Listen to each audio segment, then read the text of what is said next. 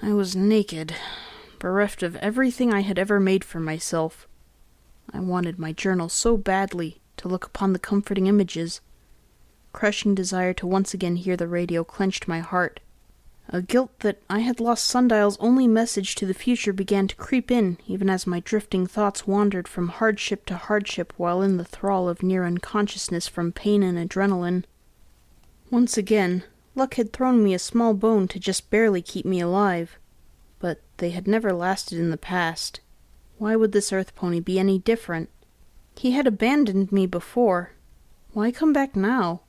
Why was he in here? Somehow I couldn't quite feel the elation I wanted to be able to.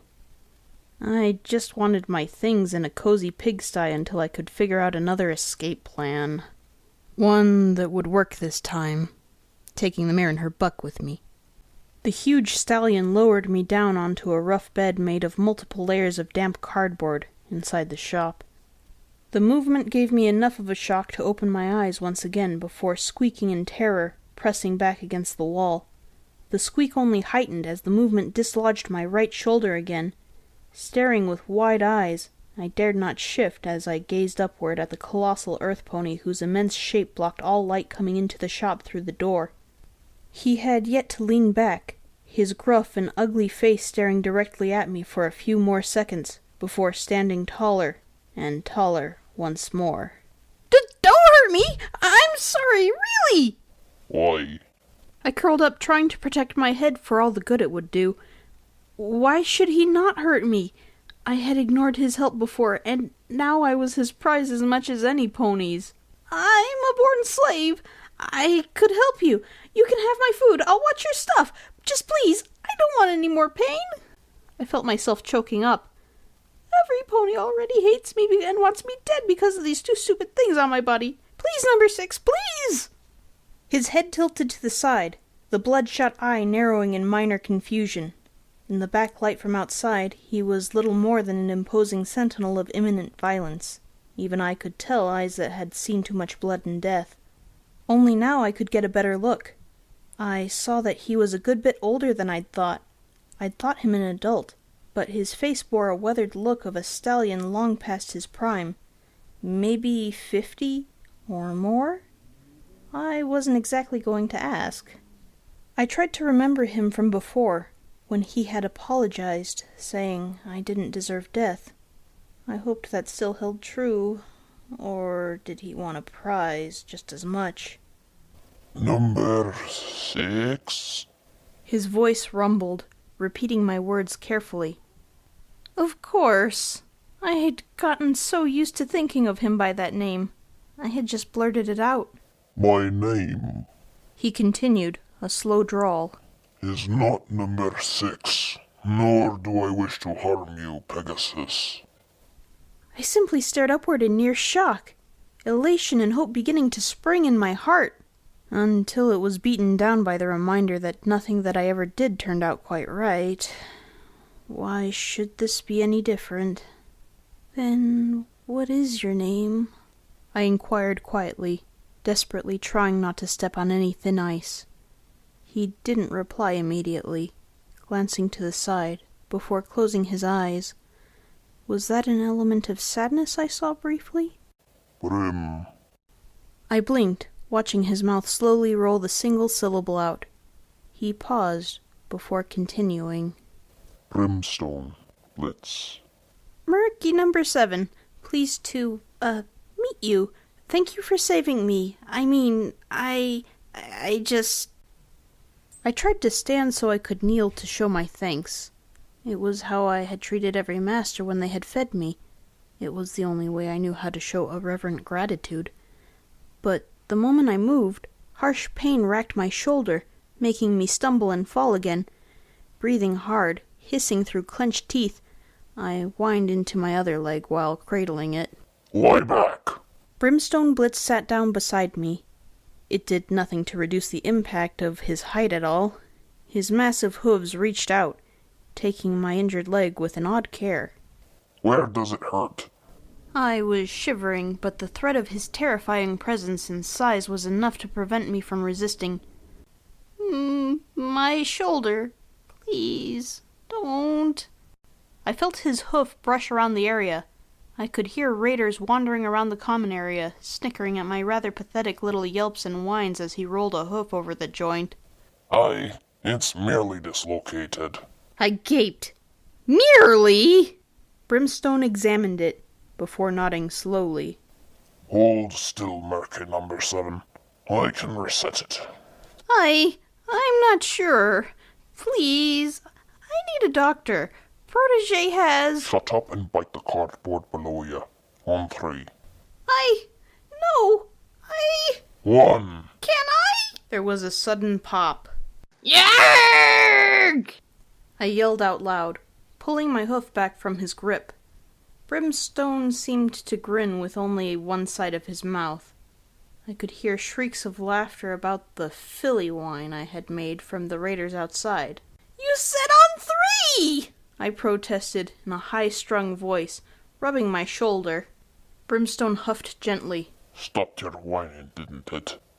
I tested my leg. It moved again, if it was incredibly painful and stiff to do so. I didn't want to imagine how it might have gotten if I had left it longer. My head fell, resting on the cardboard as sweat dripped off of me. Thanks, though. I wasn't whining. I was just complaining. Sure. Brimstone moved away, sitting against an old counter and watching the door. Only now did I get a good look around the area he had clearly made his home. Most merchandise had gone, but a few old posters showed images of various forms of clothing. I saw dresses on pretty unicorn mares, tall and strong bucks wearing suits and other more casual attire. I imagined the empty stands crammed in the corner had once held the stock. A great many posters in one corner, though faded and wrinkled, showed nice-looking mares wearing socks. I had to fight down the urge to want to try drawing one of them, to refocus back on the important matters at hand. Besides, my journal was gone. There wasn't a huge amount else behind the caged door that still stood open to the common area. The counter covered the front quarter to the side of the doorway, bereft of any cash machine. Behind it, I saw a door leading presumably to a stockroom. Despite the fuzzy-headedness, I could swear Brimstone was sitting as though guarding the doorway. He looked back at me. I shrank back out of sheer habit. You didn't deserve what they would have done to you, Merc. That's not what every pony else thinks. Why do you not hate Pegasi? Brimstone blinked, sitting back before giving out a long sigh that ended in a snort. I do hate Pegasi. Those feathered bastards sit up there in their clouds, taunting us all by refusing anything to make things right. Live long enough and you'll gradually spot traces of them. But you're wasteland-born, clearly. He inclined his head toward the raiders mostly clustered on the opposite side of the mall. Besides, I'm not in a position to judge any pony else, so I couldn't sit by and watch them do what they were about to. I shivered, curling up a little more tightly with one hoof rested over my wing. The sight of lost feathers, of the pain that still burned on my side.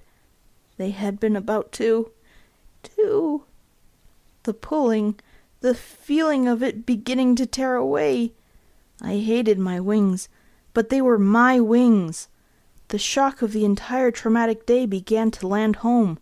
Hundreds of slaves and guards all knew what I was now. All my things were taken. The master had... Oh, Luna, he had hurt me so much. I couldn't. Regardless of the embarrassment, I simply began to cry in front of him. Shuddering and sniffing, I tried to look away. Brimstone followed my gaze before simply shaking his head. Too weak. I don't know how you survived this long if all you do is start crying at everything. Through wet eyes, I turned to him. I don't know how to be strong. I tried to escape, and now it's worse than ever. Brimstone Blitz furrowed his brow, snorting loudly. Why?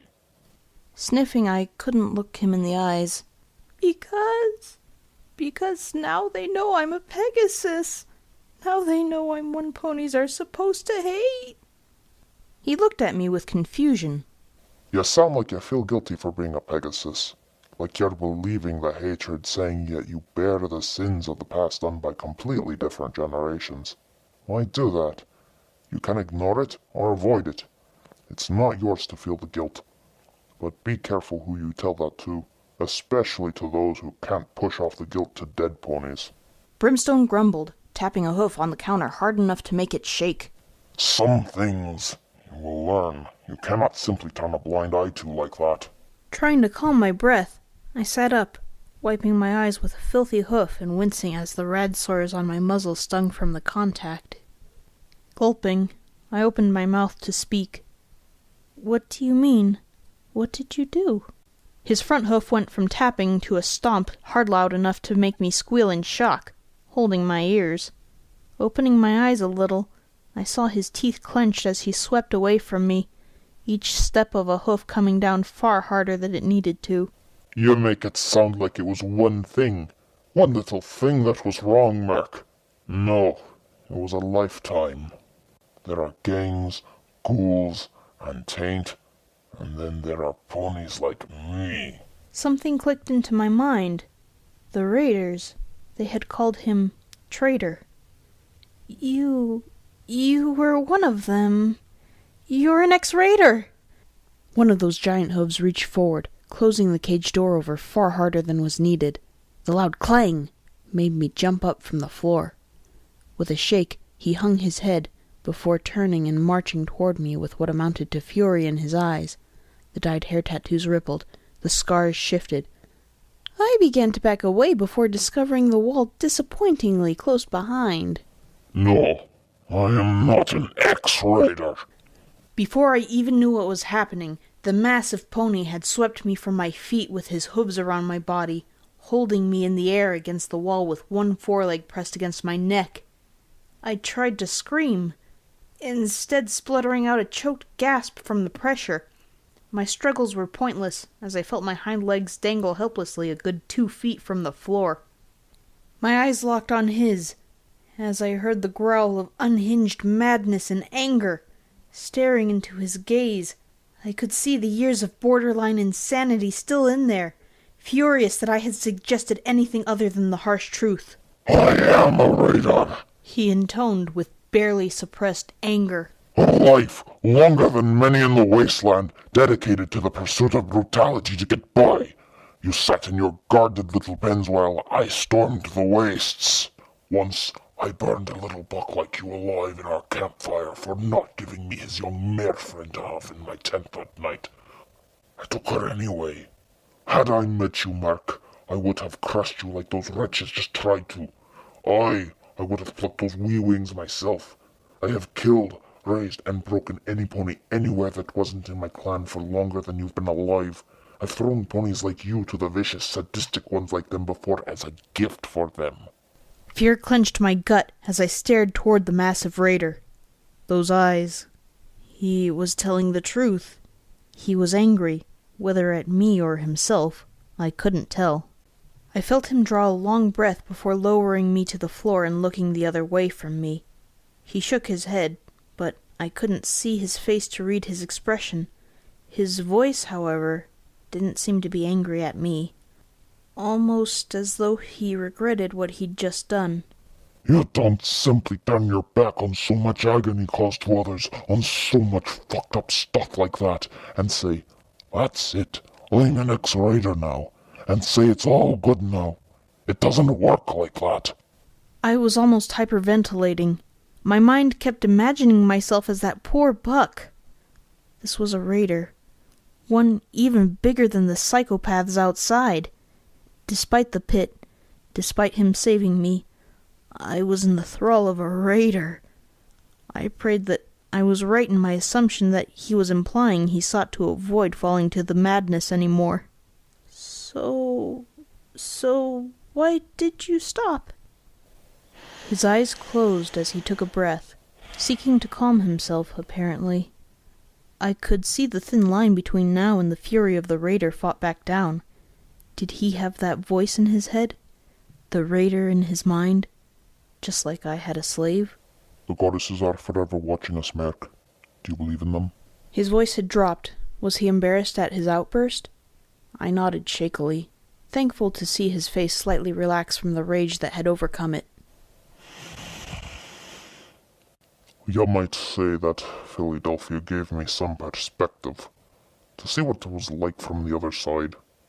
It's a good place for ponies like me, out of the way, forced to work to do something greater in the place of ponies more innocent, like you. But I don't labor just to rebuild Equestria. No. He fixed me with a stare. He was deadly serious. I accept my slavery. Only through this place could I ever even hope to even begin to atone for the sins I've done in the eyes of the two goddesses. That was half the way to making me see past the insane rage.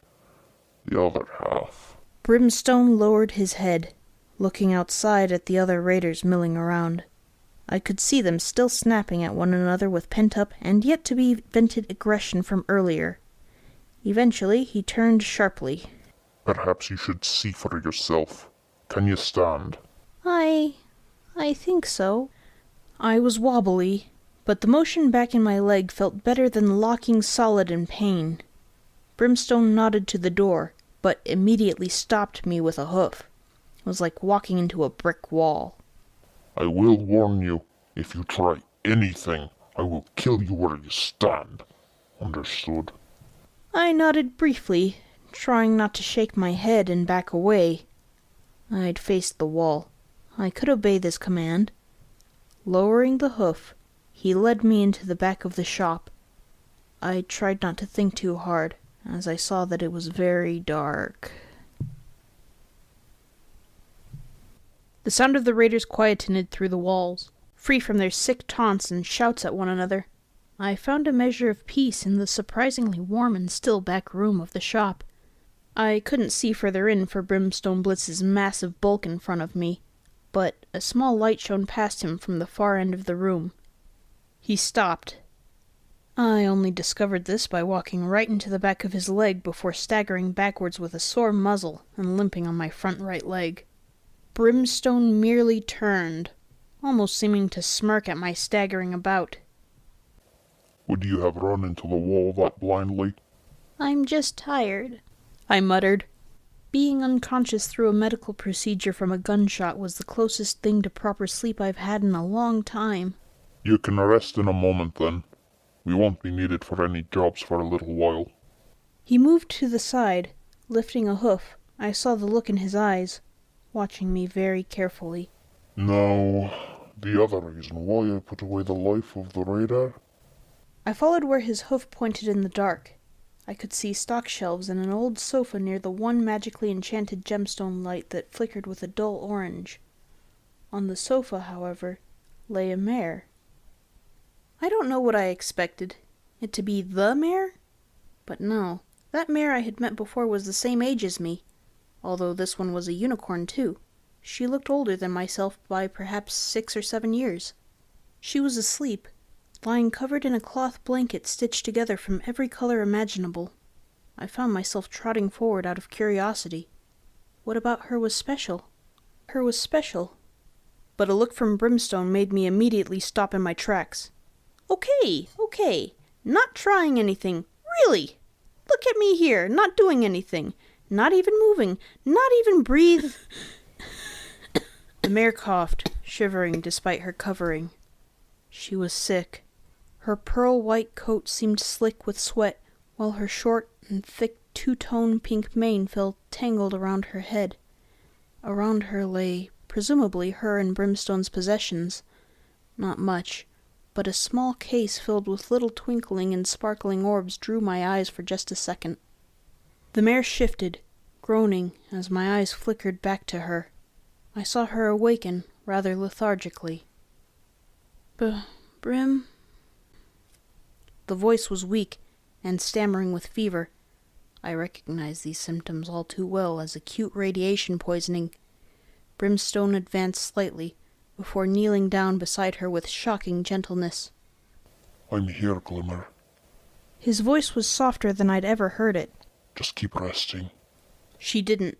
Instead, I saw her eyes casting about in the darkness, apparently missing me for a second before they refocused and settled upon my presence in the gloom. Who? Her eyes blinked, showing a surprisingly bright azure sparkle to them. Even while sick, I could see a spark of energy and life to this mare. Come here. Don't be scared. Her hoof inclined me to move closer. I looked to Brimstone, who stood and trotted backward with a small nod. Even now, I could see the look. One wrong move and you won't leave this cell alive. Limping, I trotted over as quietly as I could, head low into the light. Oh, little earth pony, aren't you cute? She exhaled with great effort before trying to smile through the clearly harsh fever affecting her. I presumed she didn't see my wings camouflaged by my dark green coat and feathers against my body in this gloom. I'm, Murky. Sorry, Murky number 7. She shivered so hard that her words failed amidst a harsh, gasping shudder. Glimmerlight, please do. The unicorn seemed to sag, the conversation alone exhausting her. But even so, she extended one hoof, gently moving my head to the side with great care to see something along my side. I closed my eyes, figuring it was the wings. What a beautiful cutie mark. Her voice was but a whisper, smiling before murmuring with dizziness and lying down again. I heard Brimstone trot up behind me with his slow, heavy steps. Rest, Glimmer. Save your strength. Merc, back outside. I found it hard to move. What had she meant by beautiful cutie mark? This gnashing and savage shackle on either flank was an insult to my wishes to be free. I wanted to reach forward, wake her up to ask, but somehow I couldn't quite bring up the courage to do so. I guessed it was the fever. She had probably seen something else. She hadn't even spotted my wings. Besides, why would I want to hear any comments on my damned mark anyway? I knew what it meant, and I was going to prove it wrong someday. Of course, having a colossal raider behind you who promised to liquefy your head should you make a wrong move was a pretty big deal-breaker on not inquiring further as well.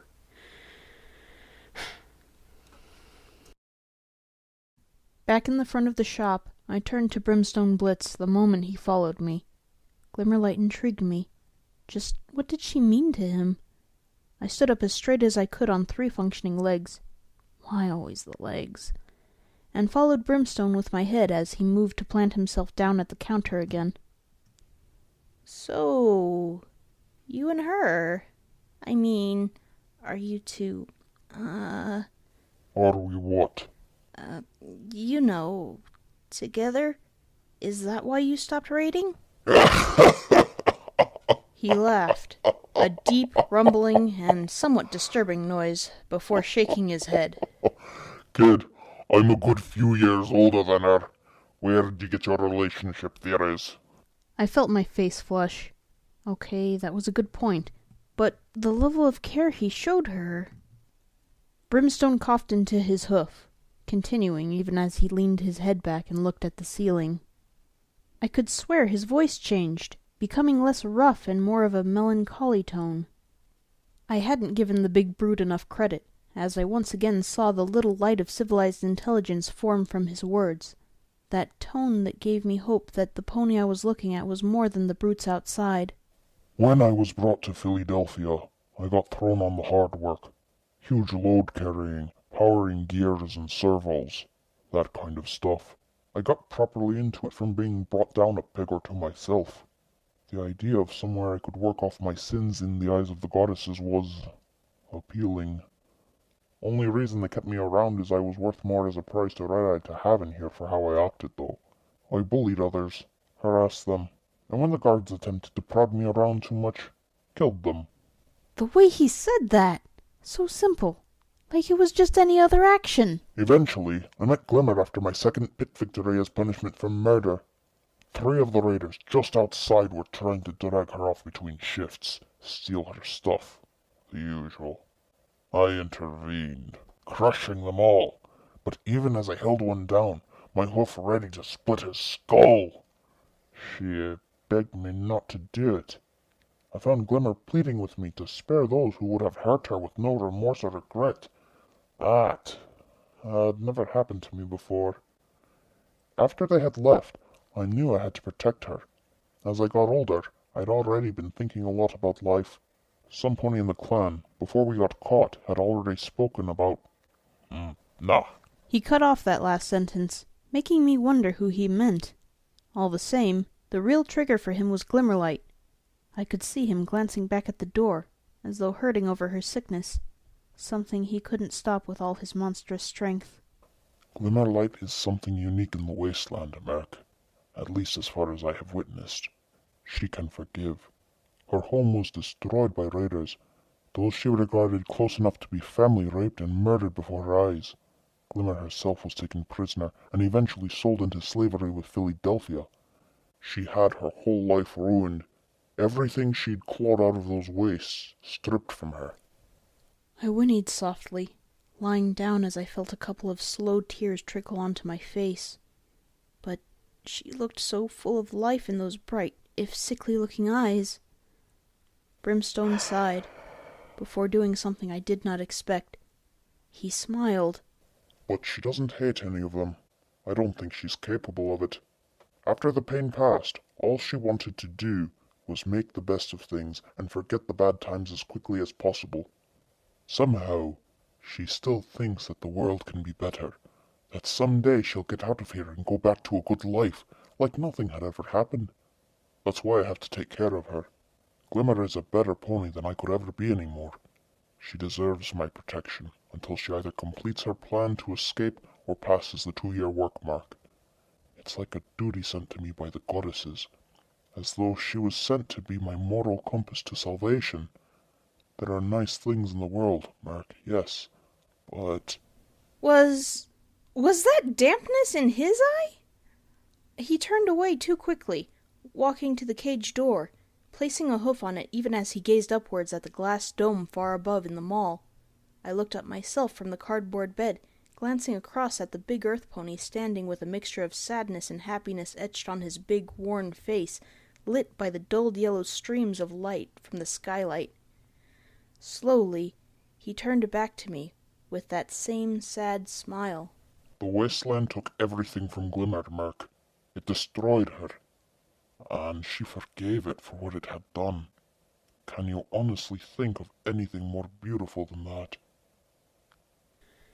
I had been without my journal before. I had been without Sundial's pitbook before. This was the first time I didn't have either while waiting for the world to move on and for something to happen.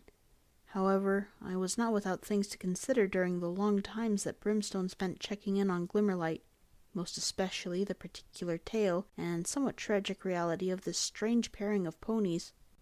Brimstone was not what I had expected in either direction of thought. A raider by trade and filled with a thirst for violence held back only by a curious search for redemption and a sick mare that had touched even his heart. Try as I might, the thought of some pony like that sort of touched mine as well. However, despite the obvious wonderment of their incredibly rare companionship, one thing he'd said was all I could think about. Glimmerlight had a plan to escape Philadelphia. Since I had been shot at the wall, my entire mindset had been turned on its head. Broken by the master and condemned to servitude for 2 years, it seemed as though my efforts had only rewarded me with a greater burden of slavery. I had been ready to collapse into the routine and accept the horror if I couldn't find a lifeline. But out of nowhere, there was one last little hope. That mare in the back, Glimmerlight. Brimstone had said she had a plan. It wasn't much. I knew nothing about her or this plan. Perhaps she wouldn't want me along. No matter. I had to try. There was nothing else left. Only my wavering confidence driving me to stay alive. I couldn't get out alone now, so Glimmerlight was hopefully going to be what I needed to get back on my hooves properly. I had to help her somehow, to help Brimstone save her life. Whatever it took, like it or not, an unknown sick mare was the only path I saw open to me in discovering another way out of Philadelphia. Brimstone had left me in the front of the shop, citing that I was a distraction, encouraging Glimmer to exert herself to speak to me instead of resting. I had thought to ask what was precisely wrong with her, but, frankly, that was just an excuse to get a conversation. Since his admission, Brimstone had been oddly morose, as though ashamed that he had spoken so openly to me at all in the first place. The truth was, however, I knew what was wrong with her anyway, and what she needed. After all, I had the exact same thing, right? Radiation sickness. Mine was a little unique in that it stemmed from an irradiated lung infection, but the theory was the same. Rad sickness needed radaway.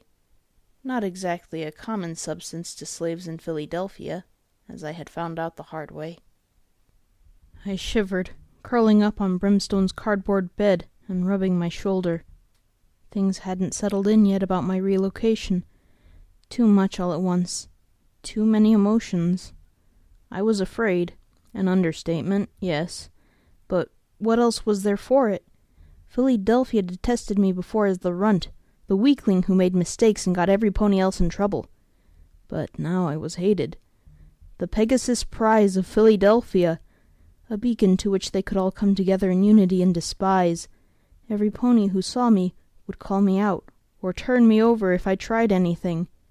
How could some pony like me escape anyway?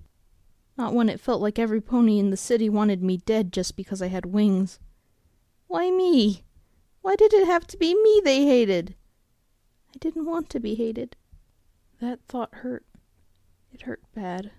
To look outside and realize that all it took was a few choice words to an uneducated mass to swing them to call for the death of one little buck like me, who had never done anything to any pony in his life. What if Glimmerlight was the same? What if Brimstone was subjective, or exaggerating because he didn't know any pony better? What if she saw my wings and refused to help me? Try as I might, the fear of rejection was in my mind. I needed to fight it down. Get your flanks to the storage room for the meeting. Move!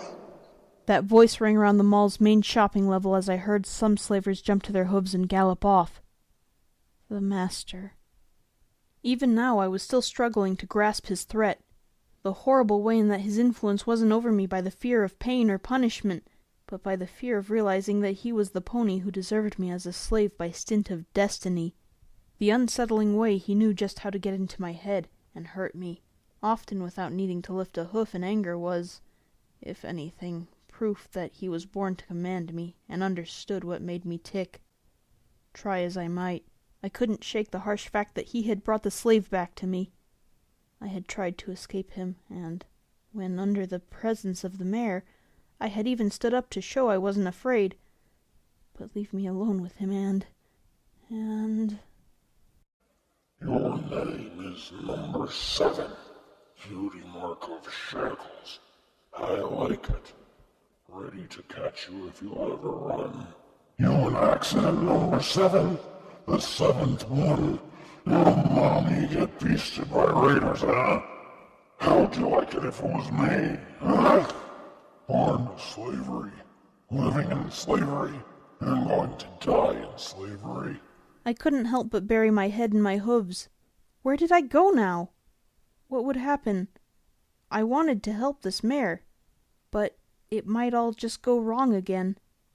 A familiar fluttering sound made the hairs on the back of my neck crawl. Instinctively, I jumped on the spot, squeaking and clutching my scarred side. With a clatter of talons on hard concrete, Ragini landed heavily outside Brimstone's cage, magical rifle drawn, and glancing warily at the raiders wandering back and forth. With a snap, her beaked head swiveled towards me. I had an uncomfortable feeling, like I was being targeted again. "Murky number 7?" I nodded, hoping for Brimstone to re-emerge at any point right now. "The master requests your presence in his office. Alone." Every muscle tightened. I wanted to run. But where could I go? We were locked inside this mall. "Don't make me have to carry you, flightless." I caught her smirk and the look in her eye. She nodded her head toward the cage door leading out of the plaza. I'll come." I felt a part of me yelling that I should be trying to delay her until Brimstone got out. If Whiplash or Slit had been demanding me, perhaps I might have. But the master was different. Today, Murk! The taloned foot stamped into the shop, her voice of authority springing dormant instincts I thought I'd beaten into an action. The master had beaten me in more ways than physically. I was beginning to feel like I had before the pit. "I'm sorry. Right away." Meekly, I got up and limped out toward the cage door. Ragini kept her magical energy rifle held ready, the low-power sniper rifle that had almost taken my life slung across her back. Looking up at the griffin standing on her hind legs, a new wave of sheer envy crossed me in terms of size. Why did everything have to be bigger than me? Oh, stable dweller, where are you? To be someone who understands what it's like to be a midget. Follow me, Flightless. Make a move and I'll not miss your face next time. Again with the nickname. Flightless? That was just mean. As I followed the black griffin, I saw one of the raiders waving to me. Stopping only partially, he held up 3 of my feathers tauntingly before laughing hysterically. Shuddering and trying to control my emotions, I kept close to the griffin. Only as I saw the cage door swing open did it really hit me that I was due for more treatment from the master. The thin hallways gave way to a guard area made out of the old mall security rooms and eventually stairs to the management and storage rooms on the upper floors. With every step I found myself becoming slower and more reluctant. We passed from the staircase to an old staff canteen, where I was lethargic enough that Ragini clipped me across the head with her rifle barrel to get me moving. The sting of the tap gave me a reason to move, but when we finally arrived down the dismal corridors at the thick oaken door, realization struck. This was an old manager's office. We were here. My legs jammed up, every instinct not wanting to go near him again. I couldn't face him again. Not again. Not again. Ragini! Don't use my name. Sorry, I whispered, not quite sure what to use. You don't have to do this, please? Ragini whipped around, talons extended before grabbing me by the throat. The sudden change of mood caught me before I could even shout. Get in! He's expecting you. Please! I pleaded, finding myself dropped only to try persuading her with tears in my eyes and terror on my face. I can't take any more! Get in! Ragini threw open the door, virtually hurling me inside before slamming it shut. I curled up on the floor as I heard hoofsteps nearby turn to face me before advancing steadily. Eyes shut, I wondered if I could just blank it all, ignore everything and use my imagination, like the helter-skelter, right? Imagination, canvas, ignore the pain, ignore the pain. Murk, I must question why you cower. I assure you, I will not harm you. That voice. I opened my eyes, rubbing my tears away to look up and see the master that Ragini had meant. Protégé stood before me, holding a couple of books in his telekinesis with a genuinely curious look. That curiosity turned to slight confusion as I almost passed out on the spot with relief.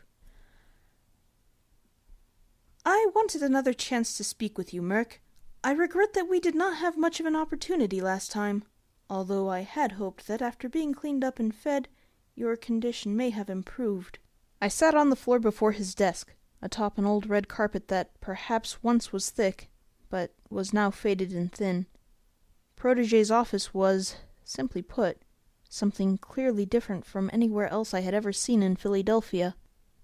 The old room had been renovated with either high condition or even newly remade objects, including a thick and ornate pre-war study table, and large wooden bookcases, each crammed with a mixture of old frayed tomes and freshly printed thin books from Red Eye's industry.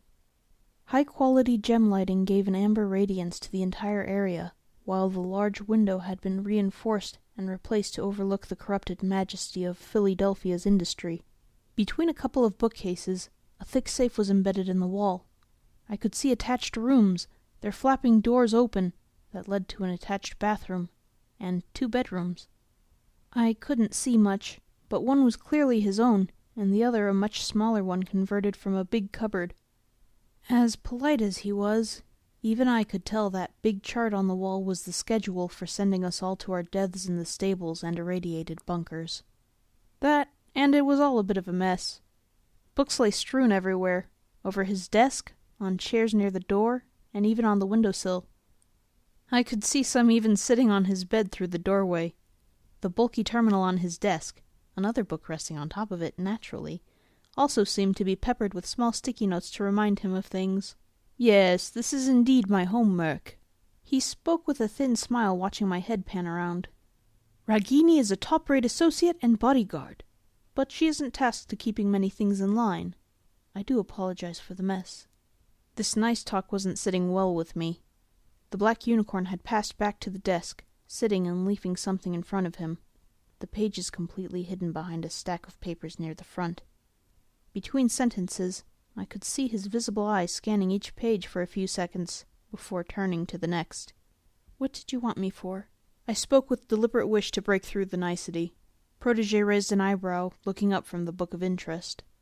"No master for me? How unusual amongst slaves. Usually they would be afraid of being punished for ignorance. But then, you are unusual to begin with, Murk, in more than one way as well. The Pegasus who tried to get over the wall to win the freedom he was denied by birth. There is a certain romanticism to it, don't you agree?" Technically, I planned to go under the wall, but I didn't figure pointing this out would win me many points here. Try as I might, though, all I could remember was fear, pain, and blood. Nothing romantic came out of lying in your own gore, screaming for mercy from a griffin who had shot you. "I failed. You know this." "Yes, Murk. But clearly I am not alone in how I feel, despite what you think." His horn sparkled red, lifting what he had been looking at. I almost rushed to his desk on the spot. My journal! I could see the last image I had drawn, that of a Pegasus flying free above the wall. Witnessing my clamoring excitement to get it back, Protégé held up a hoof. "Worry not. I intend to return it to you before you leave today. However, I have spent the last hour or so going through it. Images, drawings. It's such an interesting and alternative way of interpreting life compared to the words that I love so much. You seem to sketch from the heart, judging by the emotional nature of some of these." The pages flickered, revealing the last picture I drew from my subconscious before the pit, lying before my killer. Lowering the journal, he continued to flip and glance as he went backward through my life as told by pictures. I was somewhat glad he had hidden it. I didn't want to see what I had drawn while under the influence of slave indoctrination. "You also seem to have a certain appreciation of shape and form as well, particularly with regards to ponies. You seem to be rather observant of all angles of them." He'd been flicking through all my pictures? Protégé looked up. Was that a knowing smirk, or just normal for him? "Murk, why are you blushing?" I'm not. No reason. Just, nervous, new place, and stuff." "I see." Not letting the smirk die, he sat the journal down before crossing his hooves on the desk. I tried not to headbutt the floor in an attempt to feel less embarrassed. "Well, judging by your environmental pieces, you've been around a few places before here. A slave all your life. It's not fun, is it?" I shot him a look, shaking away the blush. I really needed a second sketchbook just for myself, and gave him my best "what could you possibly know" look that I could. If he cared, he didn't show it. Instead, he smiled, returning to his own books. They were picked up in his magic, before settling down. Changing the subject with little warning, he beckoned me closer to his desk. I sat before it like I did with Wicked Slit.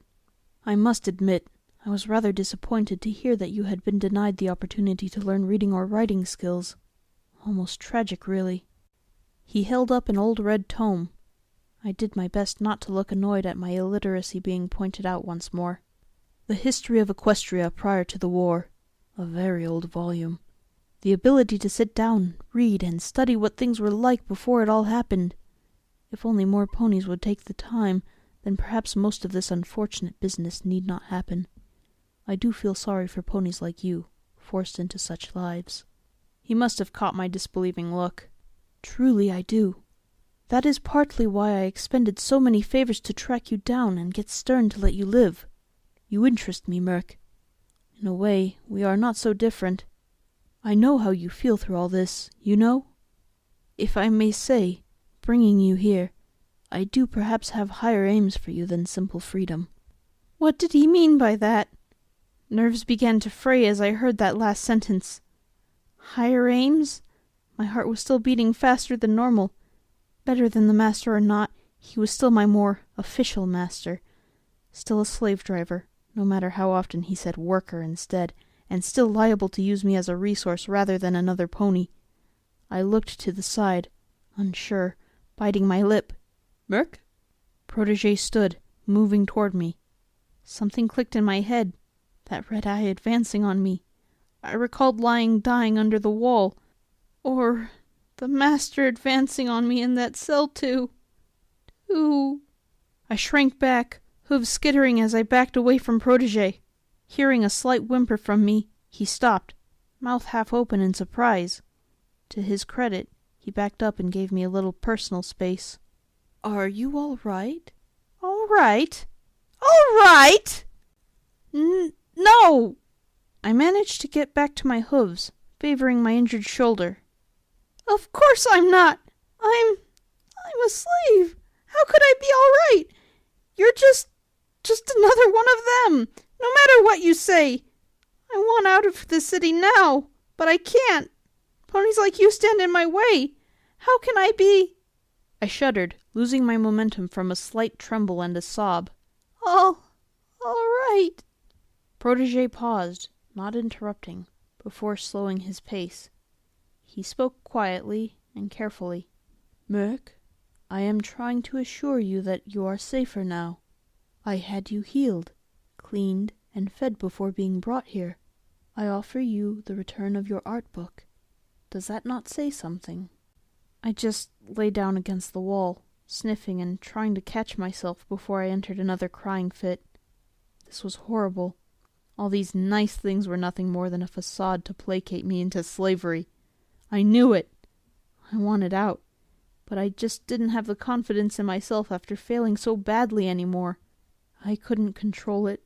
Sniffing and wiping my eyes, I tried to avoid him noticing my reaction. Instead, I heard Protégé sigh, before a slight click sounded in my ears. Looking up, I saw his magic remove the eyepiece and set it upon the desk, before glancing back across to me with both eyes. Despite his youth, I could immediately see a slight pain in his expression now.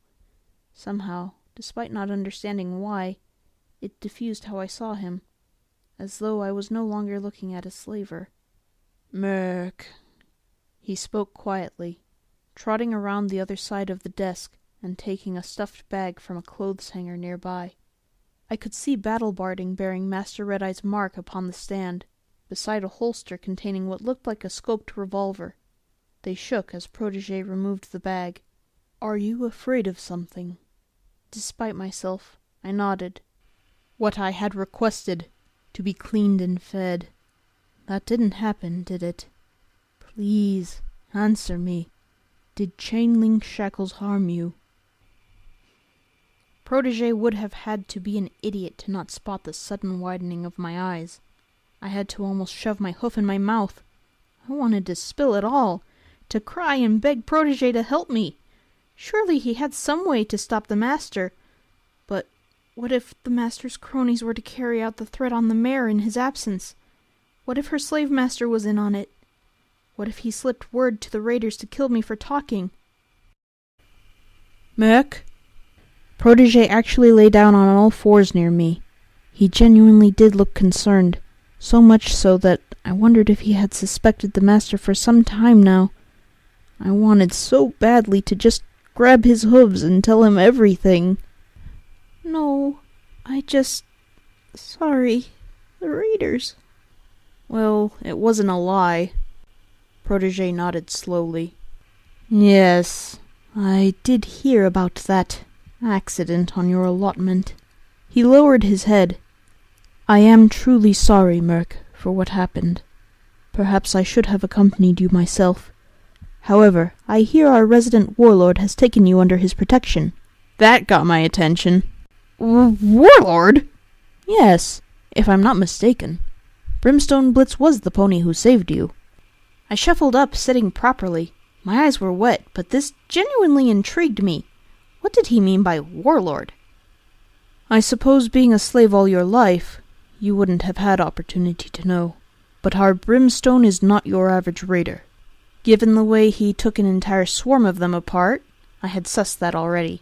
But I didn't imagine Protege was talking about just his combat skills. Brimstone wasn't just a tough raider, Murk. He actually led one of the largest raider clans in the entire Equestrian wasteland. The Great Raider Warlord. The Dragon. Brimstone Blitz. For the last 40 years, he and his group, or clan as he says, laid waste to a significant portion of settlements. They were something of a thorn in the side of even the larger factions, Master Red-Eye included, as well as other raiders. He would discover them and often challenge their leader to one-on-one combat for leadership of the tribe.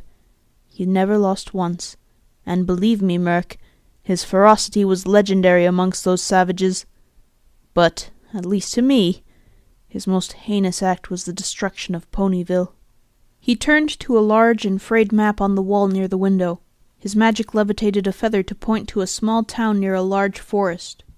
Settlers had finally begun to restore that place into a little haven when his clan descended. Such a pity. It has such historical significance, that little town.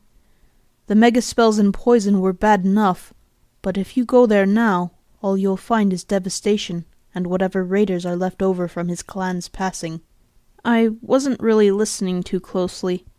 All I could think of was that massive earth pony, and seeing him at the head of frothing and screaming raiders as they descended on a settlement. How could such a beast become what I had just witnessed? How he changed is rather interesting, albeit unknown to me. After Master Red-Eye captured him as an example to the wasteland, he seemed to be rehabilitated by the work here. Possibly the only pony I've seen that happen to, actually. It's a great pity he refuses to tell me of why or how. Not that I'm complaining, of course. Protege let out a small laugh. I am rather glad of his presence to help keep those raiders with him under control, if only by fear. He is an exemplary worker, probably my best. I glanced back at Protege's bright red eyes sadly. That word, worker, still stung badly. Was that what I was now? An enforced worker? All the same, I felt calmer for the discussion. Protege was speaking to me as though we were equal. Despite myself, I couldn't help taking at least a little comfort in it. He got up, trotting backward. I should stick close to him if I were you. His protection, even in passing, will aid you on your quest significantly. My what? Seemingly pleased whenever I actually engaged in conversation, Protege nodded. Your journey, Murk. 2 years stand before you, filled with tasks to overcome in service to Master Red-Eye. You can earn your freedom, improve yourself as a pony, and help Equestria all at the same time. His eyes narrowed, the smirk turned to a proper smile. Isn't that what you want to do, Murk? Isn't that what she would want of you? She... Okay, that was it. He could act all intelligent in front of the dumb and uneducated slave, but that was where I drew the line. I proudly brought myself up to be standing as high as I could, and stared him sternly in the... neck. One little sigh of exasperation later, I stepped back with a muttered curse about my height-ruining moments when I was trying to be confident, and looked him in the eyes. My voice wasn't designed to sound big and imposing, but Luna, damn it, I was going to try. He wanted me to talk as an equal about what inspired me to run at the wall. Well, fine, he'd get it! The Stable Dweller would not want me working for you or Red-Eye. You saw it, didn't you? How she broke free right in front of him and saved herself and another zebra too. She showed every pony there that there is something better to fight for than helping some mad pony. To his credit, Protege did not reel or act offended with my little outburst. Stepping to the side to lean on a table, his reply was calm, but held a certain passion. The Stable Dweller? So, you were inspired by her? I suppose I should have guessed. You wore that pitbuck on your right forehoof, just like her. Only Master Red-Eye does the same, and I doubt you are taking his example. The numerous images in your sketchbook were also hints to this end, I suppose. But Murk! Can you not see? Master Red-Eye is saving Equestria. I mentioned this to you before. If I were permitted, I would show you the children, safe and in a state of education, just waiting for a better world to inhabit. They are well fed, fit, healthy, and have never been forced to kill any pony or consume meat just to survive. They are truly innocent, Murk, and we only have our master to thank. Can you not see the need for ponies like you and I to give all we can? Was generosity not one of the sacred elements of old Equestria? Last time I had been caught unawares after my failure. This time, however, he wouldn't go without a response from me. She has another way! I heard it on the Pitbuck. She's out there saving ponies and helping places to survive. If we all just helped each other rather than fighting all the time, then we wouldn't need to use slaves and take children away. He listened. He never interrupted, keeping his voice level and trotting around to face me directly again. Murk, you say that if we didn't fight, but you use her as an example? She has killed more ponies in less than 2 months out of her stable than I have in my entire life in the wasteland. How can this truly be the way to help Equestria? To keep shooting the bad ponies until none are left? Isn't that how we got in this mess in the first place? By starting shooting? Here in Philadelphia we take raiders away from those they could hurt and set them to tasks that help every pony. But you have thousands of ponies who just wanted to be nice and live their lives. There are good ponies in here. There are good ponies dying in here. I've seen the executions. I've been beaten, whipped, fed almost nothing for months, and the work is killing every pony slowly and painfully. You know about my sickness. I've seen ponies taken and tortured or raped by slavers just for their fun. Protégé sighed. For a second, I saw him have to think. In that moment, I found a sense of triumph on my side of the argument. There are not as many good ponies as there used to be, Murk. To have this work, we need the skills of any pony who can manage it. I don't particularly like having Shackles around, but he is a necessary evil to keep the raiders in line. We must sacrifice things if we are to save Equestria. Better us than the next generation of foals. What if the stable dweller is right? Then she is right. That caught me off guard. I had thought Red-Eye and his little student protégé would be insistent on their viewpoint.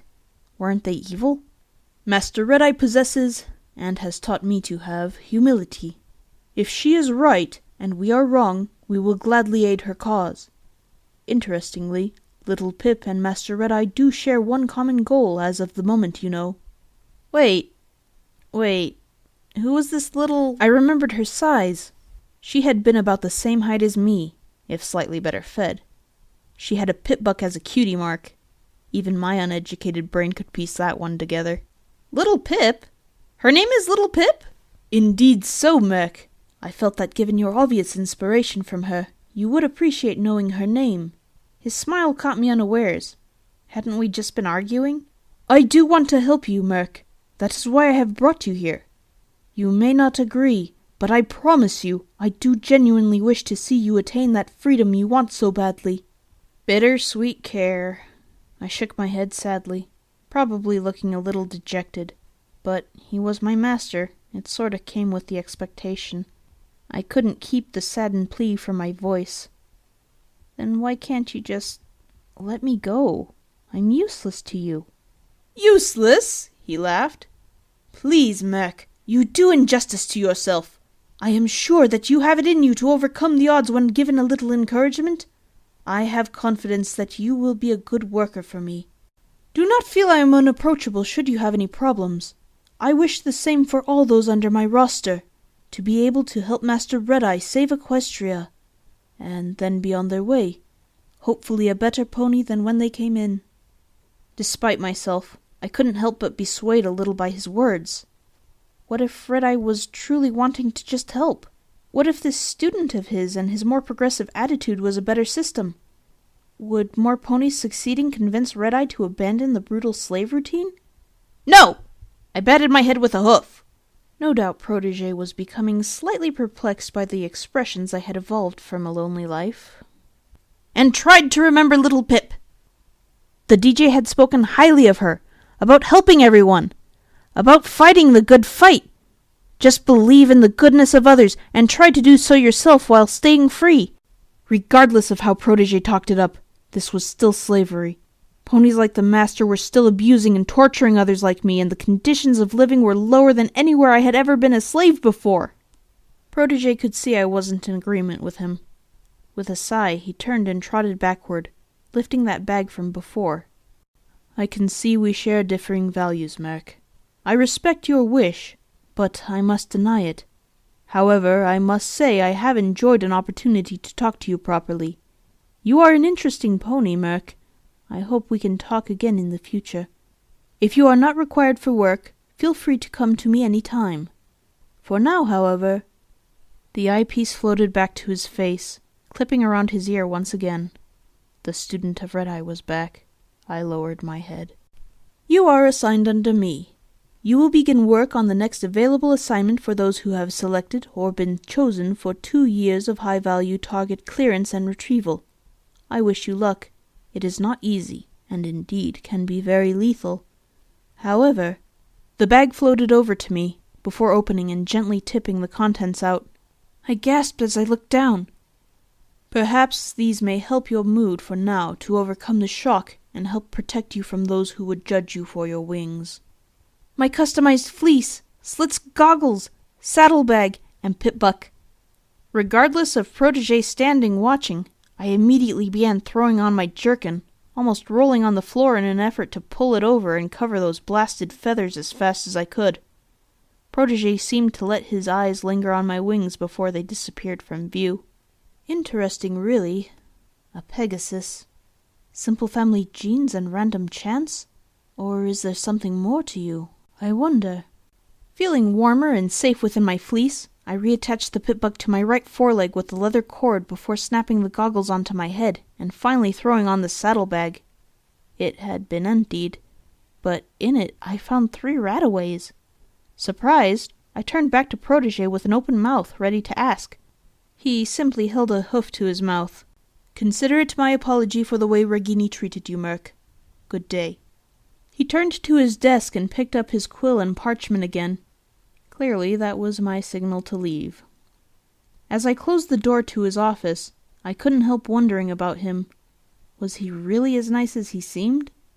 Every pony else seemed out to get me or use me for something, not to mention he was Red-Eye's personal student.